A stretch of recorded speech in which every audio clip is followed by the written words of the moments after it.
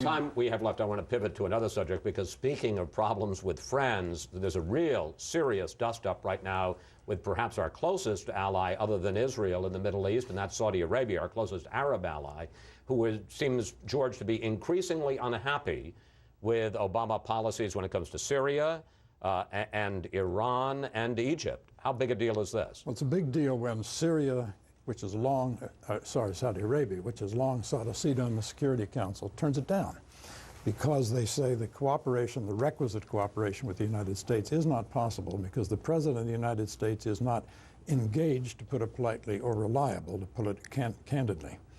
Well, and let's talk. I mean, in the case of Syria, they're very upset because they feel the U.S. is not pushing hard enough to overthrow Assad. In the case of Iran, they're very upset with this new rapprochement with Rouhani, who is Saudi Arabia's big threat they see in the Middle East. And in Egypt, they think that we're too soft to the Muslim Brotherhood. Well, it's difficult to overthrow Assad when you have made him an indispensable interlocutor in your negotiations over chemical weapons.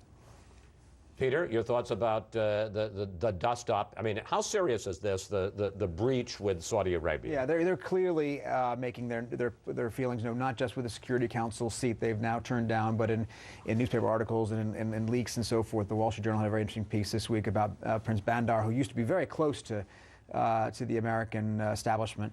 You know, it is a big deal, obviously, but what they're pushing President Obama to do are things that President Obama doesn't have support here to do. He doesn't have support here at home to be more involved in Syria.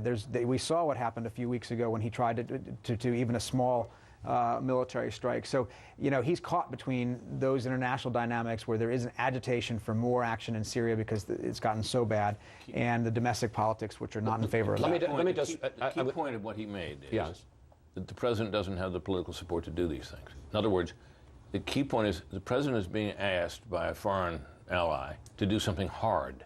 This president doesn't like to do things that are hard. He likes to do things that are politically easy. And if it's politically hard, there's a very great likelihood he won't do it.